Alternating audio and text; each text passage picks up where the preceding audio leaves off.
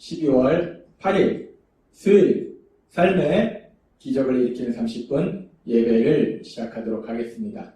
하나님께서 오늘 우리에게 주신 말씀은 사도행전 4장 22절에서 31절까지 말씀입니다.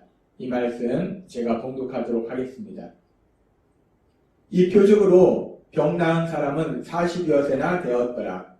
사도들이 모임에 그 동료에게 가서 제사장들과 장로들의 말을 다하리니 그들이 듣고 한마음으로 하나님께 소리를 높여 이르되 대주제여 천지와 바다와 그 가운데 만물을 지으신 이시오 또 주의 종 우리 조상 다윗의 입을 통하여 성령으로 말씀하시기를 어찌하여 열방이 분노하며 족속들이 허사를 경영하였는고 세상의 군왕들이 나서며 관리들이 함께 모여 주와 그의 그리스도를 대적하도다 하신 이로소이다.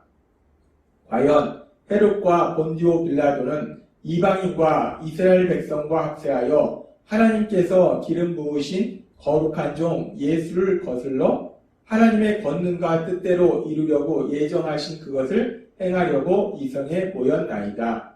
주여 이제도 그들의 위협함을 굽어보시옵고 또 종들로 하여금 담대히 하나님의 말씀을 전하게 하여 주시오며 손을 내밀어 병을 낫게 하시옵고 표적과 기사가 거룩한 종 예수의 이름으로 이루어지게 하옵소서 하더라.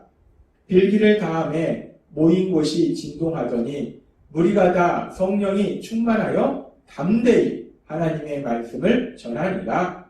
아멘. 오늘도 이 시간 하나님께서 우리에게 주신 말씀을 듣기 전에 잠시 기도하는 시간 갖도록 하겠습니다. 하나님 아버지 감사합니다. 오늘도 저희들을 사랑하시고 저희를 만나주시는 하나님, 오늘도 하나님께서 저에게 말씀하실 때 그 말씀을 통해서 언제나 저희와 함께 하신 하나님, 저희를 사랑하신 하나님, 그 하나님의 사랑을 기억하게 하시고 우리가 그 하나님의 사랑을 믿음으로 인해서 담대히 살아가며 하나님의 기쁨이 되는 삶을 살아가는 저희가 될 수 있도록 은혜 베풀어 주옵소서. 예수님의 이름으로 감사하며 기도드리옵나이다. 아멘. 오늘 말씀에 보면은 지금 사도행전 4장의 말씀처럼 베드로와 요한 이 사도들을 잡아 가두었던 대제사장 무리들이 결국은 이 사도들을 풀어줍니다. 그래서 이제 사도들이 대제사장 무리에게서 벗어나서 믿음의 가족에게 돌아와서 사도들과 함께 예수님을 믿는 믿음의 사람들에게로 돌아와서 그 대제사장 무리들이 자신들에게 어떤 말을 했는지를 다 얘기합니다. 그들이 예수님의 이름으로 다시는 말하지도 말고 가르치지도 말라고 하더라 라고 그들이 한 얘기들 믿음의 가족에게 믿음의 사람들에게 다 말합니다. 그러니까 그렇게 이 사도들을 통해서 대제사장 무리들 악한 그들이 한 이야기를 들은 이 믿음의 사람들, 이 믿음의 사람들의 반응에 대해서 성경은 이렇게 말씀하고 있습니다. 사도행전 4장 24절 말씀. 그들이 듣고 한 마음으로 하나님께 소리를 높여 이르되 대주제여 천지와 바다와 그 가운데 만물을 지은 이시오 라고 성경 말씀하고 있습니다. 그들이 듣고 그들이 베드로와 요한이 대제사장 무리들이 자신들에게 어떤 말을 했는지에 대해서 그들의 말에 대해서 다 얘기할 때 믿음의 사람들이 그 얘기를 들은 다음에 무엇을 했는가? 한 마음으로 하나님께 소리를 높여 이르되 라고 말씀합니다. 우리는 이 말씀을 들으면서 참으로 놀라운 믿음의 사람들의 그 반응에 대해서 우리가 생각해 볼 수 있습니다. 우리가 일반적인 경우라면 이런 경우에 어떤 반응을 보일까? 제가 상상으로 이 상황 속으로 한번 들어가 봤습니다. 자신들과 똑같이 자신들이 믿는 예수님, 그 예수님을 믿고 있는 베드로와 요한, 그 예수님의 제자인 베드로와 요한 사도, 그리고 그 베드로가 또 바로 얼마 전에 이제 걷지 못하는 사람을 치유한 놀라운 기적을 행했는데 그렇게 그런 베드로, 그런 요한에게 이렇게 잡아서 가두고 다시는 예수님의 이름으로 말하지도 말고 가르치지도 말라라고 얘기하는 위협하면서 얘기하는 이런 악한 대제사장의 무리 이들의 얘기를 들었을 때 어떤 반응을 보이게 될까? 일반적으로 이런 반응을 보이면 한 마음으로 하나님께 소리를 높여 이르는 것이 아니라 한 마음으로 악한 자들에 대해서 비판하고 정죄하는 것이 사실 일반적인 사람들의 반응입니다. 아니, 어떻게 그럴 수가 있어? 베드로가 걷지 못하는 사람을 치유한 것이 뭐가 잘못이라고? 그 사람이 평생을 걷지 못했는데 이제 그 사람이 걷지 못하는 것이 깨끗이 치유됨으로 인해서 그 사람이 절망 속에서 이제 기쁨의 삶을 살게 되고 그 사람뿐만 아니라 그 사람의 가족도 절망 속에 살다가 이제 놀라운 기쁨 속에서 세상을 살게 되는데 베드로를 통해서 하나님이 그렇게 놀라우신 일, 그렇게 선하신 일을 하셨는데 그런 베드로를 칭찬을 못할 망정 베드로를 가둬? 그리고 베드로에게 예수님의 이름으로 말하지도 말고 가르치지도 말라고 위협하면서 경고해? 야, 진짜 나쁜 사람들이네. 어떻게 그렇게 나쁜 사람들이 있대? 야, 나쁜 사람들이다. 사실 일반적인 경우에는 지금과 같은 상황 속에서 대부분의 사람들이, 모든 사람들이 한마음으로 그 악한 자들에 대해서, 대제사장 무리에 대해서 비판하고 정죄했을 것입니다. 근데 지금 오늘 말씀해 보니까 이 믿음의 사람들이 이런 베드로와 요한의 말을 듣고 그 악한 자들이 행하는 행동과 말에 대해서 듣고 한마음으로 비판하고 정죄한 것이 아니라는 거예요. 그들이 한마음으로 하나님께 기도하더라는 겁니다. 오늘 우리가 말씀을 읽으면서 오순절날 성령님이 임하시고 그래서 이제 성령님이 함께 하시는 사람들, 그렇게 성령님이 함께 하시는 사람들이 이런 악한 자들을 만났을 때, 악한 자들의 행동을 봤을 때, 들었을 때 어떻게 반응하는지 그 성령님이 함께 하시는 사람들의 반응에 대해서 우리가 볼 수 있습니다. 성령님이 함께 하시는 사람들은 그 악한 자들을 비판하거나 정죄하는 것이 아니라 그 모든 것을 가지고 하나님 앞에 나아가서 하나님께 기도를 드리더라는 것입니다. 참 세상 사람과는 다른 그런 모습을 볼 수 있어요. 그러면서 이제 그렇게 그런 모든 상황을 가지고 하나님 앞에 기도하는데 그 기도의 내용을 우리가 잠시 살펴보면 사도행전 25장에서 28절에 이렇게 말씀합니다. 또 주의 종 우리 조상 다윗의 입을 통하여 성령으로 말씀하시기를 어찌하여 열방이 분노하며 족속들이 허사를 경영하였는고 세상의 군왕들이 나서며 관리들이 함께 모여 주와 그의 그리스도를 대적하도다 하신 이로소이다. 하나님께서 이미 구원자로 보내신 예수님을 세상의 사람들이 대적할 것을 말씀하셨다는 거예요. 그러면서 4장 27절은 이렇게 말씀합니다. 과연 헤롯과 본디오 빌라도는 이방인과 이스라엘 백성과 합세하여 하나님께서 기름 부으신 거룩한 종 예수를 거슬러 하나님의 권능과 뜻대로 이루려고 예정하신 것을 행하려고 이 성에 모였나이다 라고 기도하면서 얘기합니다. 이제껏 그 악한 자들이 어떤 일들을 했는지 하나님께서 구원자 예수님을 보내실 것을 말씀하셨고 또 구원자 예수님을 보내주셨는데 그들이 그 구원자 예수님을 어떻게 대적했는지 그런 그들의 일에 대해서 다시 한번 하나님 앞에 말씀드리고 그리고 계속해서 사도행전 29절은 이렇게 말씀합니다. 주여 이제도 그들의 위협함을 굽어보시옵고 라고 말씀합니다. 하나님 지금도 그렇게 구원자를 보내신 예수님을 핍박했던 그들이 우리를 예수님을 믿는 우리들을 사도들을 위협하는 것을 하나님 보시옵소서 라고 기도합니다. 그러면서 계속해서 이렇게 기도합니다. 또 종들로 하여금 담대히 하나님의 말씀을 전하게 하여 주시오며 라고 말합니다. 계속해서 기도할 때 하나님의 말씀을 담대하게 전할 수 있게 해달라고 기도합니다. 그러면서 사도행전 4장 30절은 이렇게 말씀합니다. 손을 내밀어 병을 낫게 하시옵고 하나님께서 능력으로 역사하셔서 병든 자를 치료해달라는 겁니다. 표적과 기사가 거룩한 종 예수의 이름으로 이루어지게 하옵소서 하더라. 예수의 이름으로 표적과 기사가 예수님의 이름으로 기적이 능력이 행해지게 하셔서 그 예수님만이 구원자이심을 세상 사람이 알게 해달라라고 지금 사람들이 한 마음으로 기도하더라는 겁니다. 우리가 지금 이 믿음의 사람들이 한 마음으로 기도하는 이 기도의 내용을 보면은 이 기도의 내용 속에서 지금 악한 자들이 대제사장 무리들이 믿음의 사람을 특별히 사도들을 핍박하고 있어요. 그래서 그들의 삶 속에 고난이 있습니다. 환난이 있습니다.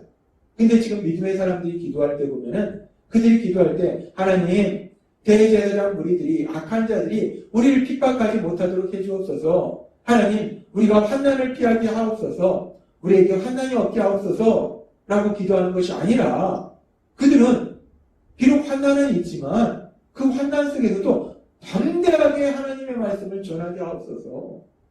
그 환난 속에서도 예수님의 이름으로 기적이 행해지게 하셔서 오로지 예수님이 구원자이심이 드러나게 하옵소서 라는 기도를 하더라는 겁니다. 참 이들의 기도 내용이 놀랍습니다. 그러면서 이렇게 믿음의 사람들이 기도하는 그 기도의 내용을 볼 때 우리가 기도의 내용을 들으면서 예수님께서 십자가에 돌아가시기 전날 밤 제자들에게 하신 말씀을 우리가 기억할 수 있어요. 예수님께서는 십자가에 돌아가시기 전날 밤 제자들에게 요한복음 16장 33절에서 이렇게 말씀하셨습니다. 이것을 너희에게 이르는 것은 너희로 내 안에서 평안을 누리게 하려 함이라. 세상에서는 너희가 환난을 당하나 담대하라. 내가 세상을 이겼노라. 라고 말씀하셨습니다. 하나님께서는 이미 예수님 믿는 제자들에게 말씀하셨어요. 세상에서는 너희가 환난을 당하라. 라고 말씀하셨어요. 그래서 예수님께서 말씀하실 때 너희가 세상에서 환난을 당할 때 그 환난을 피하게 해달라고, 환난이 없게 해달라고 하나님 아버지 앞에 기도하라 라고 말씀하신 것이 아니라 환난을 당하나 환난은 있다는 거예요. 그런데 담대하라 라고 예수님이 말씀하셨다는 거예요. 예수님은 이미 말씀하셨습니다. 세상에서 환난을 당하나 예수님을 믿기 때문에 고난이 있지만 악한 자들이 핍박하지만 그 상황 속에서 담대하라 라고 예수님이 말씀하셨다는 거예요.